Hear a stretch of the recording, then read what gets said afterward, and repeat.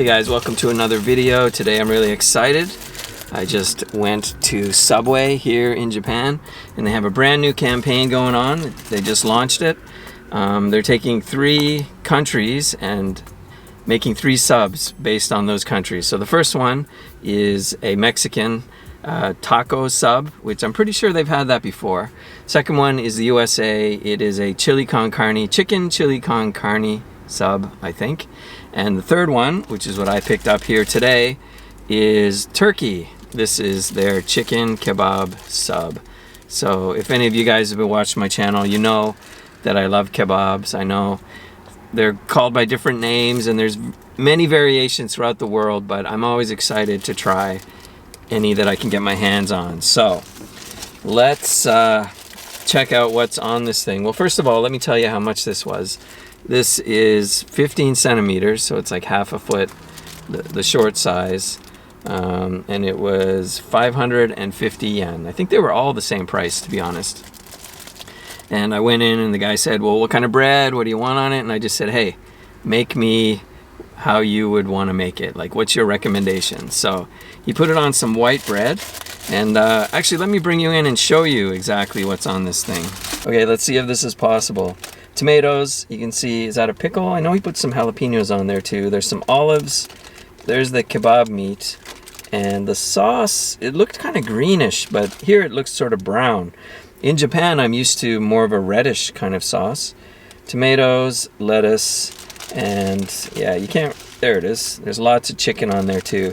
Yeah, it's a bit of a mess, but it looks delicious. Oh yeah, I also noticed there are a few onions on there. Napkin. I'm curious though about the sauce they chose to go with, because like I said, here in Japan, whenever you get a kebab, it's usually like this sort of red sauce. It kind of looks like, is it Russian dressing that's kind of that red color? I think it's something like that. But the sauce he put on did not look like that. I asked him, is it spicy? He said, maybe a little. Okay, I'm dying to get into this thing, so let's give this a bite. Itadakimasu.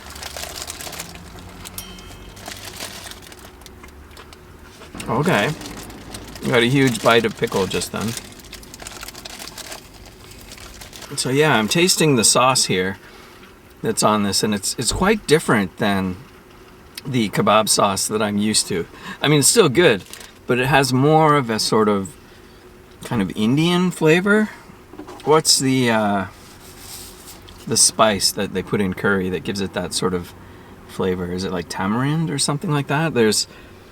It's more of like that sort of Indian, kind of twist on it. It doesn't taste like I'm eating a curry sort of thing, but for a kebab sauce, there's something a little different than I'm used to.